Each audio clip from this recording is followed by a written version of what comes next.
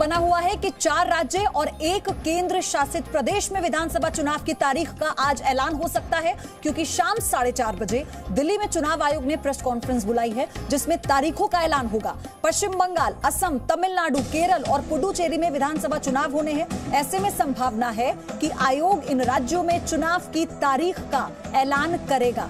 सूत्रों के मुताबिक पश्चिम बंगाल में 5 से 7 चरण में मतदान हो सकता है, असम में 2 से 3 चरणों में वोटिंग हो सकती है, तमिलनाडु, पुदुचेरी, केरल में एक ही चरण में मतदान हो सकता है और सभी विधानसभा चुनाव के लिए वोटों की गिनती एक ही दिन हो सकती है। फिलहाल ये सूत्रों से खबर है और आपको ये भी बता दें, इन सभी राज्यों में 1 मई से पहले चुनावी प्रक्रिया पूरी कर ली जाएगी। तो ये बड़ी खबर है इस वक्त की, क्योंकि 4 राज्य और 1 केंद्र शासित प्रदेश में चुनावी बिगुल अब बज चुका है। और आपको बता दें कि आज चुनाव आयोग ने 4:30 बजे जो प्रेस कॉन्फ्रेंस बुलाई है, इस प्रेस कॉन्फ्रेंस में इन 5 राज्यों में चुनाव की तारीखों का ऐलान हो सकता है, जिसमें 4 राज्य और 1 केंद्र शासित प्रदेश। सबसे बड़ा चर्चा का विषय पश्चिम बंगाल, असम, क्योंकि यहां पर चुनावी शंखनाद पहले ही हो चुका है, चुनावी बिगुल बज चुका है और सभी पार्टियां अपनी अपनी ताकत झोंक रही हैं।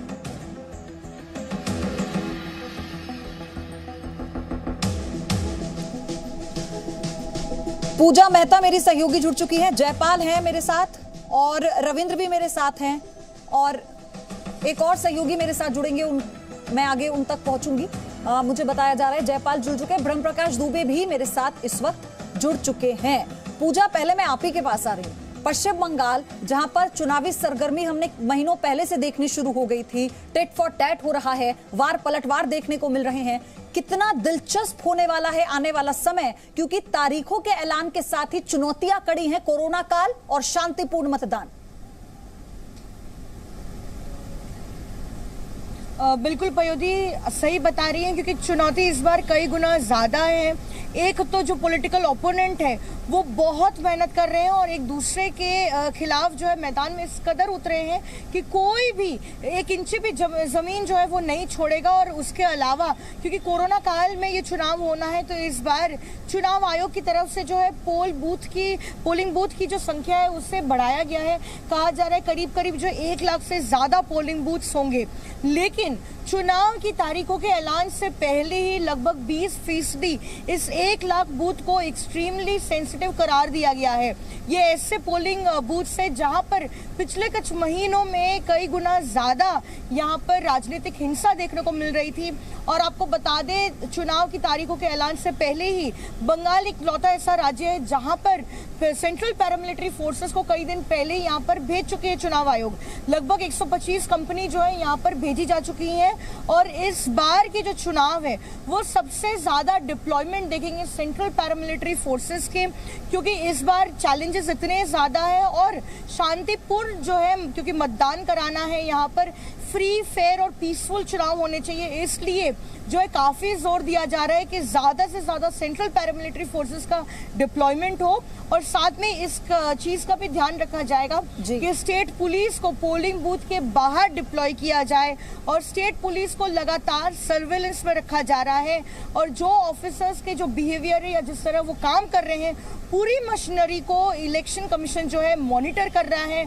और अगर किसी ऑफिसर का जो है अगर उनको नहीं पसंद आता है तो शायद ट्रांसफर भी हो सकता है, क्योंकि इससे पहले भी चुनाव में हमने देखा है कि चुनाव आयोग एक बार जब मॉडल कोड ऑफ कंडक्ट लग जाता है तब लगातार ऑफिसर्स की मॉनिटरिंग होती है और अगर उनको लगता है कि उनका बिहेवियर बायस्ड है या वो ठीक तरीके से काम नहीं कर रहे हैं तो फिर उनका ट्रांसफर भी कर देती है चुनाव आयोग। बिल्कुल। और कल बीजेपी अध्यक्ष जेपी नड्डा ने पश्चिम बंगाल में कैसे परिवर्तन लाने की बात को अलग अंदाज में कहा, पहले वो सुनाते हैं।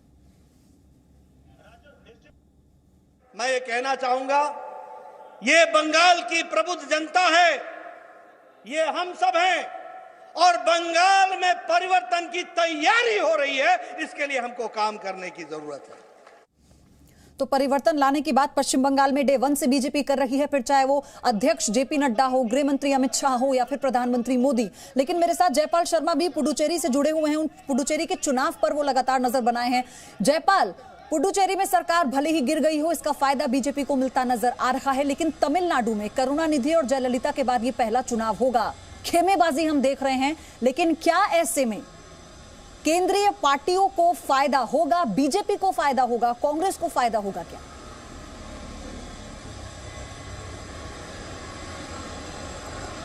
जी देखिए, कांग्रेस की सबसे पहले बात कर लें तो कांग्रेस जो है अगर पुडुचेरी को छोड़ दें तो उसके बाद पूरे सीन में कहीं नज़र नहीं आती है।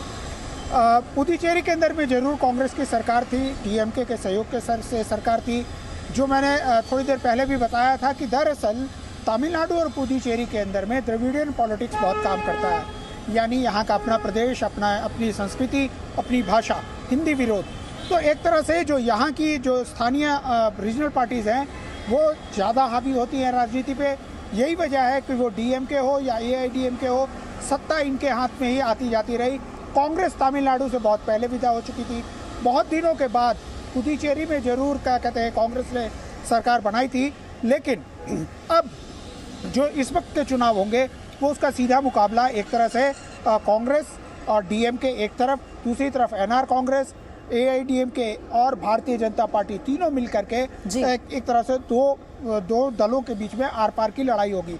बहुत छोटी स्टेट है और यहाँ पर मूल रूप से अगर हम देखा जाए तो फिशरीज और टूरिज्म ये यहाँ का मेन है। और उसके विकास के लिए अभी आपने सुना कि थोड़े दिन कुछ प्रधानमंत्री वहाँ गए थे, वहाँ पर उन्होंने खुल करके चर्चा की। और ये बात सही है कि भले ही ये प्रदेश के जो लोग हैं वो रीजनल पार्टीज पे ज़्यादा भरोसा करते हो, लेकिन प्रधानमंत्री के प्रशंसकों की कमी इन इलाकों के अंदर में भी नहीं है। अब हम तमिलनाडु की बात करते हैं। तमिलनाडु के अंदर में सीधा मुकाबला जो है वो डीएमके वर्सेस एआईडीएमके है। लेकिन ये पहली बार है जब इस चुनाव के अंदर में ना तो पूर्व मुख्यमंत्री जयललिता मौजूद है, ना ही पूर्व मुख्यमंत्री करुणानिधि मौजूद है। ऐसे में जो जनता का एक झुकाव एक व्यक्ति के प्रति होता था वो इस बार नहीं है। इस बार की जनता जो है वो मुद्दों के ऊपर में भी विशेष ध्यान देगी। भारतीय जनता पार्टी की स्थिति यहाँ पर बहुत मजबूत नहीं है, वो धीरे धीरे अपने पांव जमा रही है। एआईडीएमके के साथ उसका गठबंधन है और जैसा मैंने बताया कि अब धीरे धीरे जो है पिछले चुनाव को भी अगर हम नज़र डालें तो भारतीय जनता पार्टी का परसेंटेज में जो कुछ इजाफा हुआ है, तो ऐसे में भारतीय जनता पार्टी एआईडीएमके के साथ मिलकर के कम से कम इस चुनाव में अपनी स्थिति को बेहतर करने की उम्मीद कर सकती है। जी, लेकिन ब्रह्मप्रकाश दुबे, केरल में तो कोई ऐसा राहुल गांधी भी कमाल नहीं कर पाए हैं कि हम ये कहें कि चलिए अगर वो लोगों के बीच में जाकर ये कहते भी हैं कि आपके अंदर मुद्दों को लेकर थोड़ी समझ है या आप मुद्दों पर बात करना चाहते हैं, तो क्या इसका फायदा उन्हें मिलेगा यहाँ पर? या फिर जो अगर बीजेपी की बात की जाए, क्या वो उस तरह से जो पश्चिम बंगाल में अपना प्रदर्शन कर रही है उस तरह की जोर आजमाइश वो केरल में करती नजर नहीं आ रही?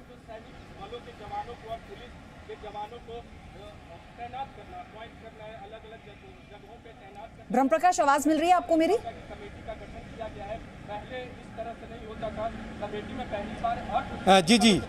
जी बताएं। ब्रह्मप्रकाश, सवाल आपसे था मेरा केरल को लेकर, क्योंकि जिस तरह से हमने बीजेपी की पूरी ताकत को देखा है, पश्चिम बंगाल में बीजेपी अपनी पूरी ताकत झोंक रही है, क्योंकि जमीनी स्तर के हालात क्या हैं ये बीजेपी भी जानती है। लेकिन राहुल गांधी की अगर मैं केरल में बात करूं तो उससे राहुल गांधी को पार्टी वहां से सांसद होना या राहुल गांधी का वहां पर लगातार दौरा कर वहां की जनता को ये कहना कि आपको मुद्दों की समझ है, इससे फायदा मिलता हुआ दिख रहा है।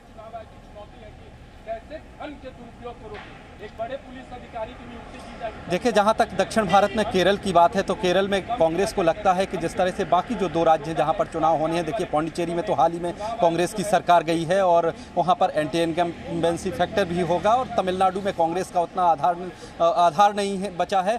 और रही बात केरल की, केरल में कांग्रेस को लगता है कि उसको ज़्यादा फ़ायदा हो सकता है क्योंकि अभी जो सरकार है उसकी उस लेफ्ट फ्रंट की उसका भी एंटी इनकम्बेंसी होगा और राहुल गांधी लगातार दौरे भी कर रहे हैं।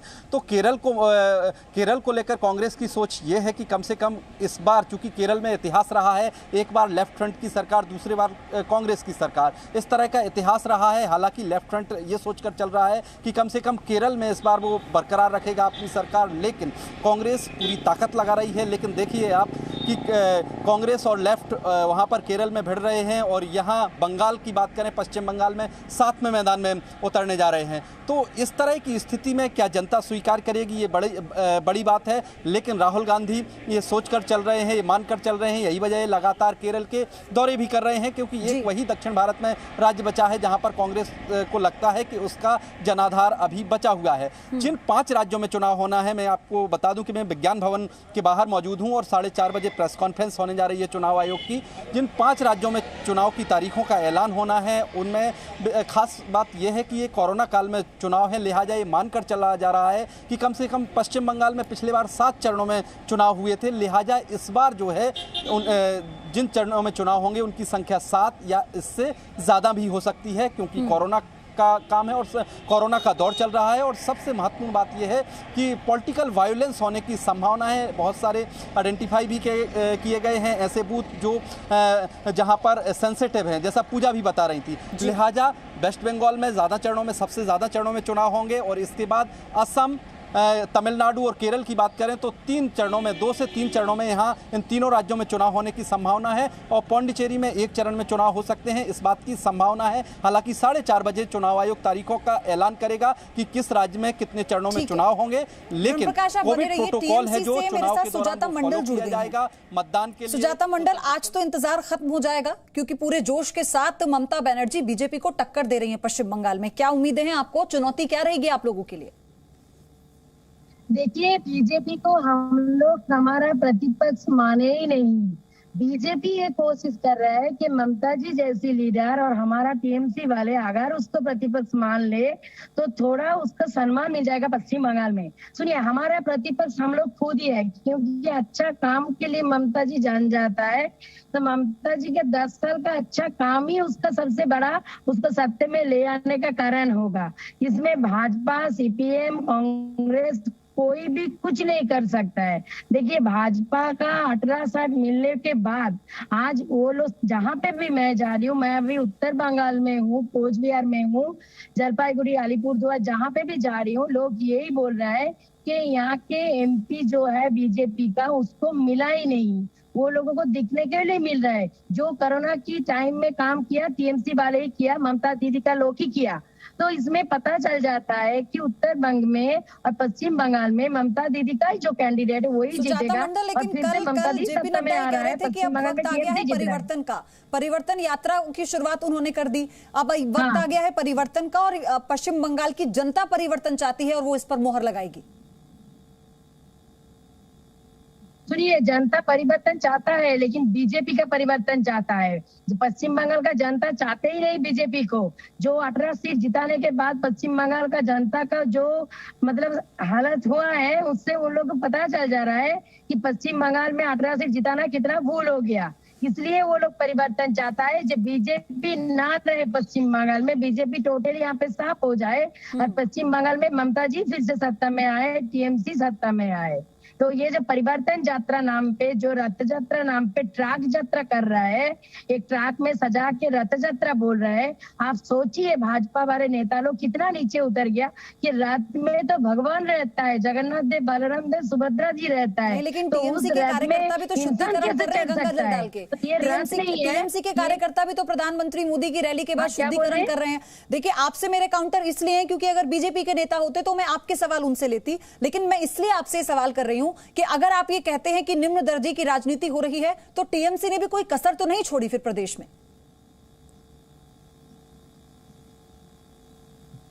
देखिए, जहाँ पे भाजपा वाले जा रहे हैं वहाँ पे एक दंगा लगाने की परिस्थिति क्रिएट रहा है। दक्षिण 24 परगना में नड्डा जी जा रहे हैं तो वहाँ पे परिस्थिति कैसा, कितना खतरनाक कर दिया।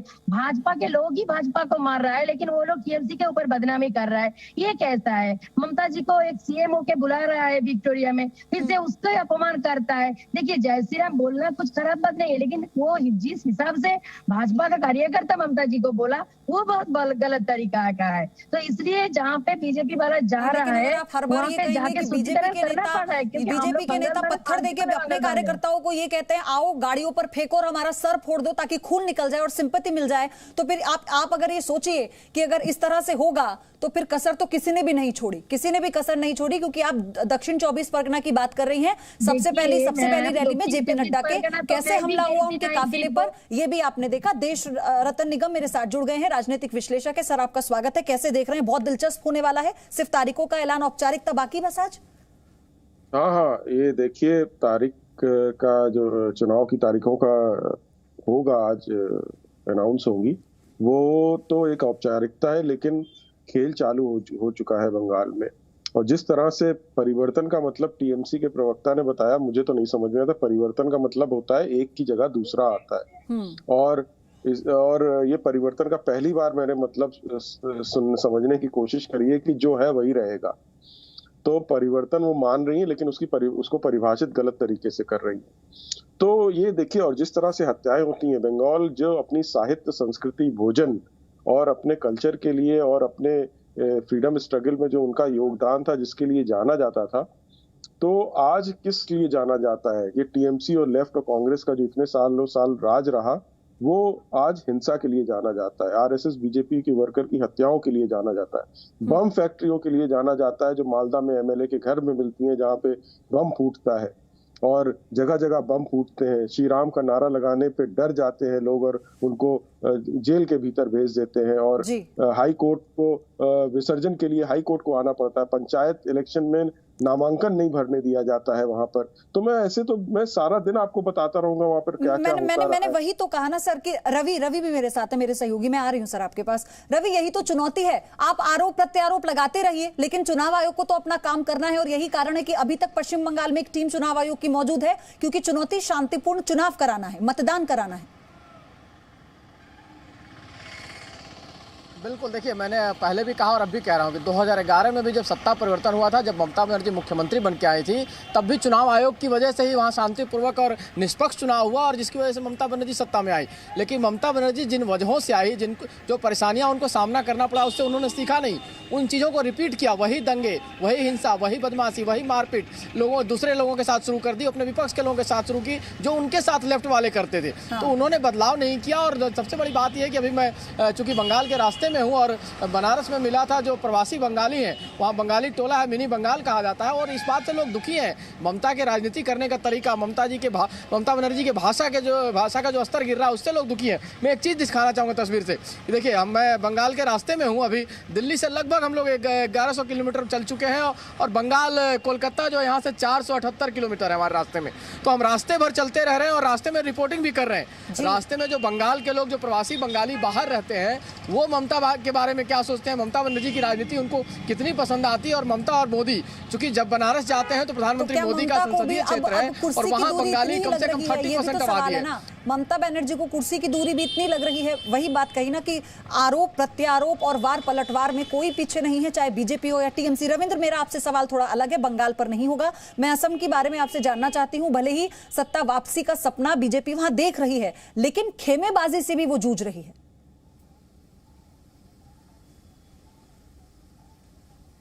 रविंद्र, आपसे है मेरा सवाल। जी पयोदी, बिल्कुल। असम में अगर बात की जाए असम के, तो बीजेपी ने जिस तरह से बंगाल में दमखम लगाया हुआ, उसी तरह से असम में भी आप देखिए कि अमित शाह गृह मंत्री अगर बंगाल जाते हैं तो असम भी जाते हैं, प्रधानमंत्री नरेंद्र मोदी बंगाल जाते हैं तो असम का भी दौरा करते हैं, और जेपी नड्डा बीजेपी अध्यक्ष, वो भी दोनों राज्यों का एक साथ ही दौरा करते हैं, और लगातार दौरे हो रहे बाकी केंद्रीय मंत्रियों का। तो कहीं ना कहीं असम को भी ये लोग उतनी ही गंभीरता से ले रहे हैं, क्योंकि एक सरकार वहाँ पर इनकी सरकार है और सत्ता में वापसी फिर से करनी है उनको वहाँ पर। तो इसलिए बीजेपी को पूरी उम्मीद है कि जो 2016 में जो वहाँ पर समीकरण था, जो सिचुएशन था, वही उनके हक में और उनके पक्ष में अभी भी है, क्योंकि इसमें और बढ़ोतरी भी है। बीजेपी के तमाम बड़े नेताओं का ये भी कहना है कि जो वहाँ इंफ्रास्ट्रक्चर का डेवलपमेंट पिछले 5 साल में हुआ है, प्रधानमंत्री नरेंद्र मोदी ने, आपने देखा कि कितने बड़े वहाँ पर ब्रिज का उन्होंने उद्घाटन किया था, और कई ऐसे और भी वहाँ पर डेवलपमेंट का काम हुए थे। तो कहीं ना कहीं उसके भरोसे बीजेपी एक बार फिर से असम में सत्ता में वापसी की क्या जहाँ जो अपना राज्य है वहाँ पर भी राज्य के अपने चेहरों के बजाय मोदी चेहरा एक बड़ा फैक्टर होने वाला है। ये एक बहुत बड़ा presenting B news app Available on Google Play and App Store. Download it now.